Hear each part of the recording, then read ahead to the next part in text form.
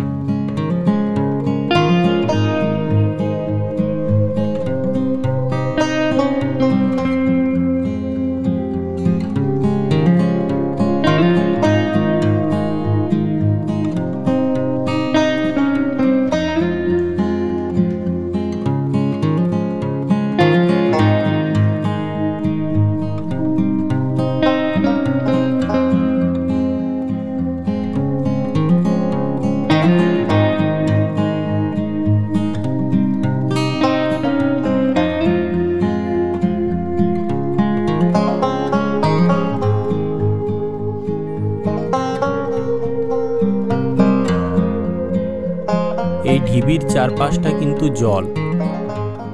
ঢিবিটার থেকে আরও কিছুটা দূরে ওই পাশে মাটির পাড়ের লাইনটা করে দিলাম। মাটির পাড়টা বাঁ দিকে অনেকটা কাছে আছে, আর ডান দিকে অনেক দূরে আস্তে আস্তে চলে গেছে। এই মাটির পাড়টা উঁচু, সেই কারণে লাইন টেনে এইভাবে বুঝিয়ে দিলাম। দূরে ঝোপঝাপ করে দিলাম। খুব সহজভাবে করা হচ্ছে কিন্তু। এতটা পর্যন্ত তোমরা আশা করি খুব সহজেই করতে পারবে। এরপরে আমরা জলের একেবারে সামনে কিছু শালুক ফুল পাতা করে দেব।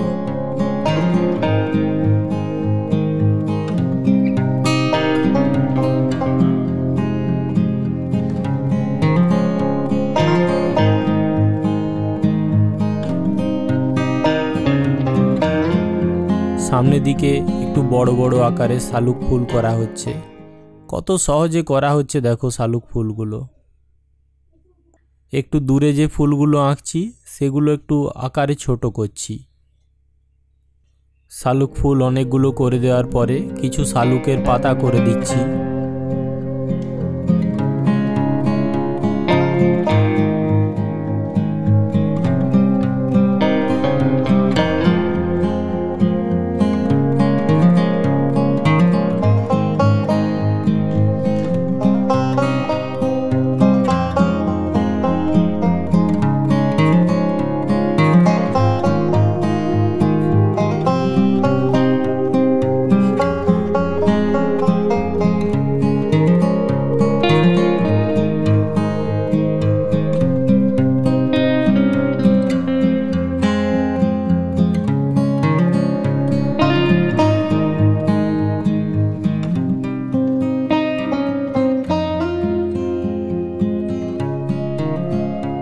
তাহলে তোমরা দেখতেই পাচ্ছ কত সহজে সিনারিটা আঁকা হয়ে গেল।